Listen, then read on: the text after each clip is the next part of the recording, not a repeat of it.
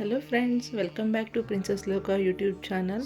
ಎಲ್ಲರೂ ಹೇಗಿದ್ದೀರಾ? ನಾವೆಲ್ಲ ಚೆನ್ನಾಗಿದ್ದೀವಿ. ನೀವು ಚೆನ್ನಾಗಿದ್ದೀರಾ ಅಂದ್ಕೊಂಡು ನಾನು ಇವತ್ತಿನ ಬ್ಲಾಗ್ ಸ್ಟಾರ್ಟ್ ಮಾಡ್ತಾ ಇದ್ದೀನಿ. ನಾನು ಟ್ಯೂಸ್ಡೇ ಈವ್ನಿಂಗಿಂದ ಬ್ಲಾಗ್ ಸ್ಟಾರ್ಟ್ ಮಾಡ್ತಿರೋದು. ಇವತ್ತು ಅಂಗಾರಕ ಸಂಕಷ್ಟ ಚತುರ್ಥಿ ಇತ್ತು. ಹಾಗಾಗಿ ಬೆಳಗ್ಗೆನೇ ನಾನು ಕಡಲೆಕಾಳು ನೆನೆಸಿಟ್ಟು ಹೋಗಿದ್ದೆ. ಸಂಜೆ ಬಂದು ಪೂಜೆ ಮಾಡೋಕ್ಕೆ ನೈವೇದ್ಯಕ್ಕೆ ಬೇಕು ಅಂತೇಳಿ. ಸೊ ಗಣೇಶನಿಗೆ ಕಡಲೆಕಾಳು ಅಂದರೆ ಇಷ್ಟ, ನೈವೇದ್ಯ ಮಾಡಿಟ್ರೆ ಒಳ್ಳೆಯದು ಅಂಥೇಳಿ. ಇನ್ನು ಕುಕ್ಕರ್ ವಿಜಿಲೆಲ್ಲ ಬರೋ ಅಷ್ಟೊತ್ತು ನಾನು ಇಲ್ಲೆಲ್ಲ ಕ್ಲೀನ್ ಮಾಡ್ಕೊಳ್ಳೋಣ, ಹೂವೆಲ್ಲ ತೆಕ್ಕೊಳ್ಳೋಣ ಅಂಥೇಳಿ ಅದನ್ನು ರೆಡಿ ಮಾಡ್ಕೊತಿದ್ದೆ ಮೇನ್ ವೈಲ್. ಇನ್ನು ನಾನು ನಿನ್ನೆ ಸೋಮವಾರ ಮನೆ ದೇವ್ರ ವಾರ ಆಗಿದ್ದಿದ್ರೆ ಎಲ್ಲ ತೊಳೆದು ಎಲ್ಲ ಮಾಡಿದ್ದೆ. ಹಾಗಾಗಿ ಜಸ್ಟ್ ಇವತ್ತು ಹೂ ಮಾತ್ರ ಬದಲಾಯಿಸಿ ಮತ್ತು ಗಣೇಶನಿಗೆ ಅಭಿಷೇಕ ಮಾಡೋದಕ್ಕೆ ಓನ್ಲಿ ಗಣೇಶನ ವಿಗ್ರಹ ಮಾತ್ರ ನಾನು ತೊಳ್ಕೊತಾ ಇದ್ದೀನಿ ಇವತ್ತು. ಸೊ ಬೆಳಗ್ಗೆ ನಾರ್ಮಲಾಗಿ ನಾನು ಬೆಳಗ್ಗೆನೇ ಎಲ್ಲ ಮುಗಿಸಿ ಹೋಗ್ತೀನಿ. ಬಟ್ ಇವತ್ತು ಸ್ವಲ್ಪ ಬೆಳಗ್ಗೆ ಟೈಮ್ ಆಗಲಿಲ್ಲ. ಹಾಗಾಗಿ ಏನೇಹೋ ನಾನಿವತ್ತು ಉಪವಾಸ ಇದ್ದಿದ್ದರಿಂದ ಸಂಜೆ ಬಂದು ಮತ್ತೆ ಇನ್ನೊಂದು ಸರಿ ಫ್ರೆಶ್ ಅಪ್ ಆಗಿ ಪೂಜೆ ಮಾಡ್ಕೊಳ್ಳೋಣ. ಸೊ ಅಭಿಷೇಕಕ್ಕೆಲ್ಲ ಒಂದು ಸ್ವಲ್ಪ ಟೈಮ್ ತಗೊಳುತ್ತೆ. ಸೊ ಇವತ್ತು ಬೆಳಗ್ಗೆ ಆಗಲಿಲ್ಲ. ಮತ್ತು ಅರ್ಜೆಂಟಾಗಿ ನನಗೂ ಪೂಜೆ ಮಾಡೋಕ್ಕೆಲ್ಲ ಅಷ್ಟು ಇಷ್ಟ ಆಗೋದಿಲ್ಲ. ಸ್ವಲ್ಪ ನಿಧಾನಕ್ಕೆ ನನಗೆ ಮಾಡಬೇಕು. ಹಾಗಾಗಿ ಏನೇಹೋ ಉಪವಾಸ ಇರ್ತೀನಲ್ಲ ಸಂಜೆವರೆಗೂ. ಸೊ ಸಂಜೆ ಬಂದು ಮಾಡ್ಕೊಳ್ಳೋಣ ಅಂತೇಳಿ ಹೊರಟ್ಬಿಟ್ಟೆ. ಇನ್ನು ಈವ್ನಿಂಗ್ ಬಂದು ಮನೆಯೆಲ್ಲ ಸ್ವಲ್ಪ ಕಿಚನೆಲ್ಲ ಕ್ಲೀನ್ ಮಾಡ್ಕೊಂಡು ನಂತರ ನಾನು ಸ್ನಾನ ಮಾಡಿಕೊಂಡು ಪೂಜೆಗೆ ರೆಡಿ ಮಾಡ್ಕೊತಾ ಇದ್ದೀನಿ. ಯಾಕಂದರೆ ಇನ್ನೂ ಚಂದ್ರೋದಯ ಏನೇಹೋ ಲೇಟ್ ಆಗುತ್ತಲ್ಲ, ಮತ್ತು ದೇವಸ್ಥಾನಗಳಲ್ಲೂ ಸಂಜೆನೇ ಅಭಿಷೇಕ ಪೂಜೆ ಎಲ್ಲ ಮಾಡ್ತಾರಲ್ಲ. ಹಾಗಾಗಿ ನಾನು ಸರಿ ಸಂಜೆನೇ ಮಾಡ್ಕೊಳ್ಳೋಣ ಅಂಥೇಳಿ ಇವತ್ತು ಅದೇ ರೀತಿ ಮಾಡಿಕೊಂಡೆ.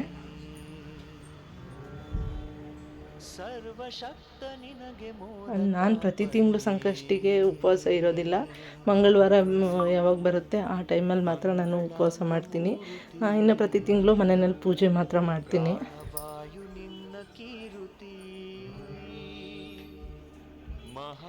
ಇದೆಲ್ಲ ರೆಡಿ ಮಾಡ್ಕೊಳ್ಳೋ ಅಷ್ಟೊತ್ತಿಗೆ ನನಗೂ ಇಲ್ಲಿ ಕುಕ್ಕರೆಲ್ಲ ತಣ್ಣಗಾಗಿತ್ತು. ಸೊ ಹಾಗಾಗಿ ಉಸ್ಲಿ ಮಾಡ್ಕೊಂಡ್ಬಿಡೋಣ ಅಂತೇಳಿ ನೈವೇದ್ಯಕ್ಕೆ ಅದನ್ನು ರೆಡಿ ಮಾಡಿಕೊಂಡೆ.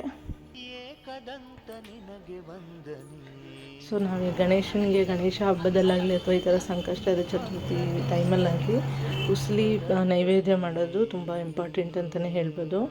ಬಿಕಾಸ್ ಅದು ಗಣೇಶನ ಪೂಜೆಯಲ್ಲಿ ಮಿಸ್ ಆಗೋಂಗೆ ಇಲ್ಲ. ಇನ್ನು ನಂತರ ನಾನು ಇಲ್ಲಿ ಗಣೇಶನಿಗೆ ಅಭಿಷೇಕಕ್ಕೆ ಪಂಚಫಲ ಎಲ್ಲ ನಾನು ರೆಡಿ ಮಾಡ್ಕೊಂಡಿದ್ದೀನಿ. ಪಂಚಾಮೃತನೂ ಮಾಡಬೇಕಲ್ಲ, ಹಾಗಾಗಿ ಹಾಲು, ಮೊಸರು, ಕೆಂಪು ಕಲ್ಸಕ್ಕರೆ, ಇನ್ನು ಡ್ರೈ ಫ್ರೂಟ್ಸು ಮತ್ತು ಹಣ್ಣಿತ್ತು ಬಾಳೆಹಣ್ಣು, ಅದನ್ನೇ ತೊಗೊಂಡಿದ್ದೀನಿ ಇವತ್ತು.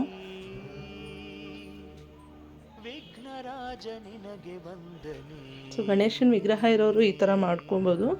ಇನ್ನು ವಿಗ್ರಹ ಇಲ್ಲದೆ ಇರೋರು ಅರಶಿನದಲ್ಲಿ ಒಂದು ಉಂಡೆ ಥರ ಕಟ್ಬಿಟ್ಟು ಅದಕ್ಕೆ ಗರಿಕೆ ಇಟ್ಬಿಟ್ಟು ಸಹ ಪೂಜೆ ಮಾಡ್ಕೊಬೋದು.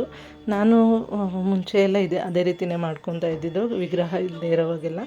ಈ ವಿಗ್ರಹ ಇದೆ, ಹಾಗಾಗಿ ನಾನು ಅಭಿಷೇಕ ಎಲ್ಲ ಮಾಡ್ತೀನಿ.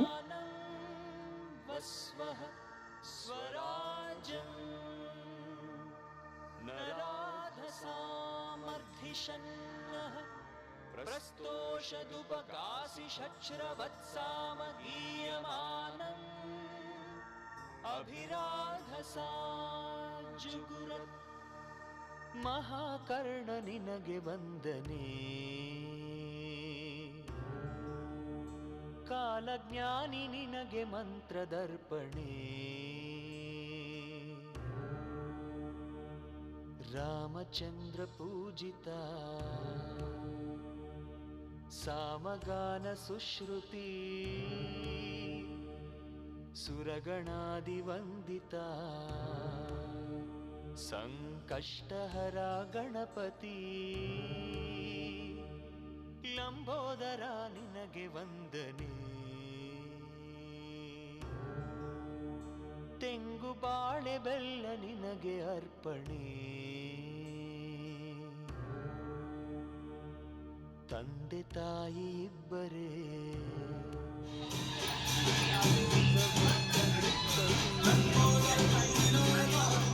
ಸುಬ್ರಹ್ಮಣ್ಯನಗ್ರಜ.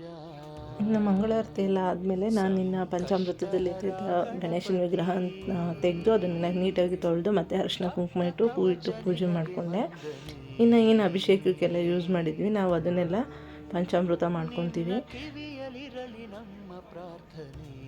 ಸೊ ಇದು ನಮ್ಮ ಮನೆಯಲ್ಲಿ ನಮ್ಮ ಇಂದುಗಂತೂ ತುಂಬ ಇಷ್ಟ. ಅವಳಂತೂ ಈ ಥರ ಕಲಸಿ ಕೊಟ್ಬಿಟ್ರೆ ಕೂತು ಎಷ್ಟಿದ್ರು ಅಷ್ಟು ಖಾಲಿ ಮಾಡಿಬಿಡ್ತಾಳೆ. ಅದರಲ್ಲೂ ದೇವರಿಗೆ ಅಭಿಷೇಕ ಮಾಡಿದ್ದು ಅಂದರೆ ಅದಕ್ಕೆ ಸ್ವಲ್ಪ ರುಚಿ ಜಾಸ್ತಿನೇ ಅಂತಲೇ ಹೇಳ್ಬೋದು.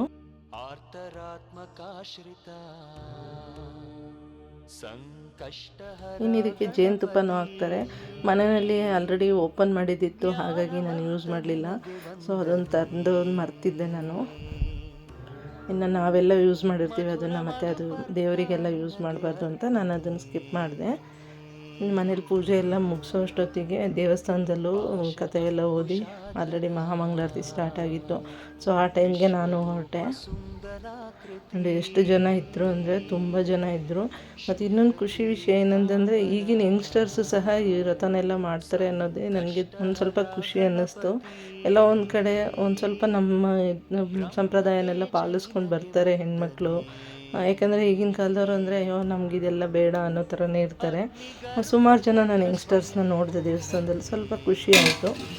ಇನ್ನು ಮನೆಗೆ ಬಂದು ನಾನು ಚಂದ್ರ ದರ್ಶನ ಮಾಡಿ ಊಟ ಮಾಡೋಷ್ಟೊತ್ತಿಗೆ 11 ಆಗಿತ್ತು. ಸೊ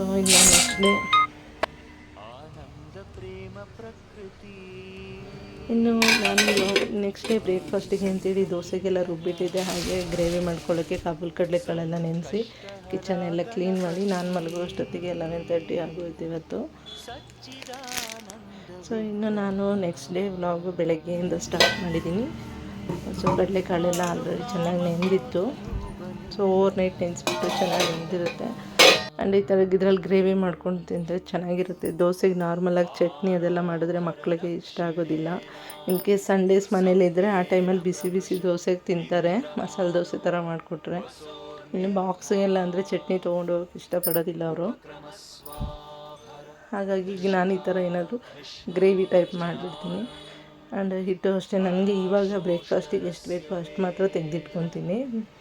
ಬ್ಯಾಲೆನ್ಸ್ ಉಳಿದಿದ್ದಕ್ಕೆ ನಾನು ಉಪ್ಪು ಎಲ್ಲ ಏನು ಮಿಕ್ಸ್ ಮಾಡಲ್ಲ, ಅದನ್ನು ಹಾಗೆ ತೆಗೆದು ಫ್ರಿಜ್ಜಲ್ಲಿ ಇಟ್ಬಿಡ್ತೀನಿ. ಯಾವಾಗ ಬೇಕೋ ಅವಾಗ ಯೂಸ್ ಮಾಡ್ಕೊತೀನಿ. ಸೊ ಈ ಥರ ಏನಕ್ಕೆ ಮಾಡ್ತೀನಿ ಅಂದರೆ ಆ ಹಿಟ್ಟು ಹುಳಿ ಬರೋದಿಲ್ಲ. ನೀವು ಒಂದಿನ ಬಿಟ್ಟು ನೆಕ್ಸ್ಟ್ ಡೇಗೆ ಮಾಡ್ತೀನಿ ಅಂದರೂ ಏನು ಹುಳಿ ಬಂದಿರೋದಿಲ್ಲ.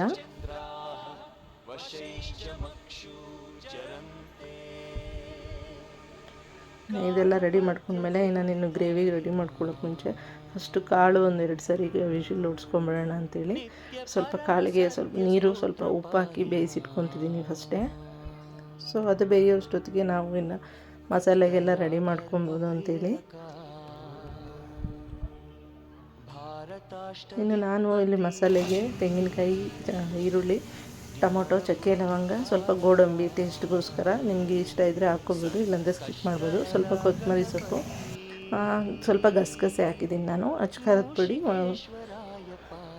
ಧನಿಯಾ ಪುಡಿ ಮತ್ತು ಅರಿಶಿನ ಪುಡಿ ಇಷ್ಟನ್ನು ಹಾಕಿ ನಾನು ಫುಲ್ ನೈಸಾಗಿ ನಾನು ಗ್ರೈಂಡ್ ಮಾಡಿಕೊಂಡೆ. ಮತ್ತು ಇಲ್ಲಿ ಕಾಳನ್ನ ನಾನು ಸ್ವಲ್ಪ ತೆಗೆದಿಟ್ಕೊತಿದ್ದೆ, ಯಾಕಂದರೆ ಮಕ್ಕಳಿಗೆ ಇಷ್ಟ ಇದು ಬರೀ ಉಪ್ಪು ಹಾಕಿ ಹಾಗೆ ಬೇಯಿಸಿಟ್ಟಿರೋದು. ಅವರಿಗೆ ಈ ಥರ ಸಲಾಡ್ ಏನಾದರೂ ಮಾಡಿಕೊಟ್ರೆ ಇಷ್ಟ ಆಗುತ್ತೆ ಕಾಳಲ್ಲಿ, ಹಾಗಾಗಿ ಸ್ವಲ್ಪ ತೆಗೆದಿಟ್ಟೆ ಅವ್ರು ಹಾಗೆ ತಿನ್ಕೊತಾರೆ ಅಂತ. ಇನ್ನು ಉಳಿದಿದ್ದಕ್ಕೆ ನಾನು ಮಸಾಲೆ ಎಲ್ಲ ಹಾಕಿ 1-2 ವಿಷಿಲ್ ಕೂಗಿಸ್ಕೊಂಡು ನಮ್ಗೆ ಒಳ್ಳೆ ಚೆನ್ನಾಗಿರೋ ಗ್ರೇವಿ ರೆಡಿ ಆಗುತ್ತೆ. ಸೊ ದೋಸೆಗೆ, ಪೂರಿಗೆ ಎಲ್ಲ ಚೆನ್ನಾಗಿರುತ್ತೆ. ಇನ್ನು ಬೆಳಗ್ಗೆ ಹೊತ್ತು ನಾನು ರೊಟ್ಟಿ, ಚಪಾತಿ ಅಥವಾ ದೋಸೆ ಏನೇ ಮಾಡಿದ್ರು ಈ ಥರ 2-2 ಇಂಚ್ ಇಟ್ಕೊಂಡ್ಬಿಡ್ತೀನಿ. ಬಿಕಾಸ್ ಬಾಕ್ಸಿಗೂ 3 ಜನ ಬಾಕ್ಸಿಗೆ ಮಾಡಬೇಕು, ಮತ್ತು 4-5 ಜನಕ್ಕೆ ನಾನು ಟಿಫನ್ಗೂ ಮಾಡಬೇಕು. ಒಂದೇ ಇಂಚಲ್ಲಿ ಅಂದರೆ ಟೈಮ್ ಸಾಕಾಗೋದಿಲ್ಲ, ಟೈಮ್ ಮ್ಯಾನೇಜ್ ಮಾಡೋಕ್ಕಾಗೋದಿಲ್ಲ. ಬೆಳಗ್ಗೆ ಹೊತ್ತು ಎಷ್ಟು ಬೇಗ ಇದ್ರೂ ಮನೇಲಿದ್ದರೆ ಒಂದು ಸ್ವಲ್ಪ ಹೆಚ್ಚು ಕಡಿಮೆ ನಾವು ಬೇರೆ ಕೆಲಸ ಆಮೇಲೆ ಮಾಡ್ಕೋಬೋದು ಅಂತ ಕಿಚನ್ ವರ್ಕ್ ಮಾಡ್ಕೋಬೋದು. ಬಟ್ ಹೊರಗಡೆ ಕೆಲಸಕ್ಕೆ ಹೋಗೋರಿಗೆ ಎಲ್ಲದನ್ನು ಸೇಮ್ ಟೈಮಲ್ಲಿ ನಾವು ಮುಗಿಸ್ಕೋಬೇಕಾಗುತ್ತೆ. ಹಾಗಾಗಿ ನಾನು ಈ ಥರ ಮಾಡ್ಕೊತೀನಿ. ಸೊ ಬೆಳಗ್ಗೆ ಹೊತ್ತು ಹೆಣ್ಮಕ್ಳಿಗೆ 3 ಒಲೆ ಅಲ್ಲ 4 ಒಲೆ ಇದ್ರೂ ಸಾಕಾಗೋದಿಲ್ಲ. 2 ಕೈ ಜೊತೆಗೆ ಇನ್ನೂ 2 ಕೈ ಬೇಕು ಅನಿಸುತ್ತೆ. ಸೊ ನಿಮಗೂ ಇದೇ ರೀತಿ ಅನಿಸುತ್ತಾ ನನಗೆ ಕಮೆಂಟ್ ಮಾಡಿ.